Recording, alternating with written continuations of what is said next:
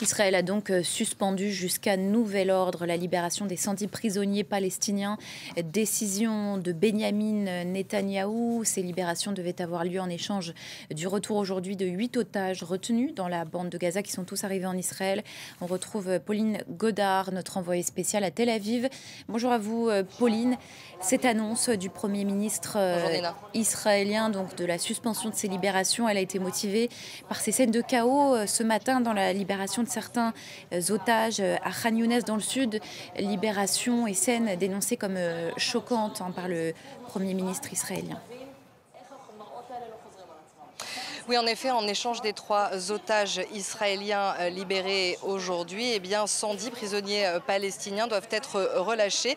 Et les autorités israéliennes ont annoncé qu'en réponse aux scènes chaotiques qu'elles ont découvertes ce matin pendant la libération d'Abel Yehoud et de Gadi Gozis, mais aussi des 5 otages thaïlandais, au vu de ces scènes choquantes, ces scènes de chaos, ils ont décidé de retarder cette libération des prisonniers palestiniens. Il est vrai qu'ici, sur la plage des otages, ces images ont choqué les personnes qui se trouvaient ici. Elles ont d'ailleurs sifflé à plusieurs reprises à la vue de ces images. Cette libération, on l'a vu, à Khan Younes a pris énormément de temps. On a vu une foule immense se masser autour des otages. Benyamin Netanyahou s'est exprimé. Il a condamné la façon dont les otages israéliens avaient été libérés. Ces images sont choquantes, a-t-il dit. Je demande aux médiateurs que ces scènes ne se reproduisent plus et qu'ils garantissent leur sécurité, la sécurité des otages libérés.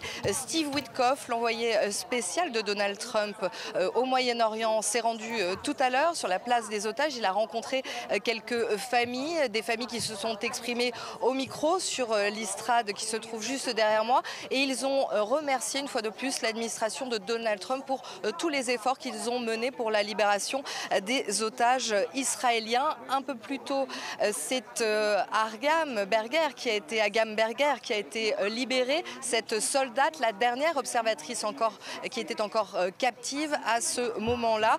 On a vu sur cette place des otages des scènes de soulagement, des personnes sauter de joie, se prendre dans les bras, pour certaines même pleurer en voyant ces images d'Agam, revoir également ses parents monter dans l'hélicoptère. Ça a été la même chose lorsqu'on a pu voir enfin ces images également d'Arbel Yehoud et de Gadi Moses. Ils sont actuellement tous en territoire israélien et sont pris en charge par les services hospitaliers.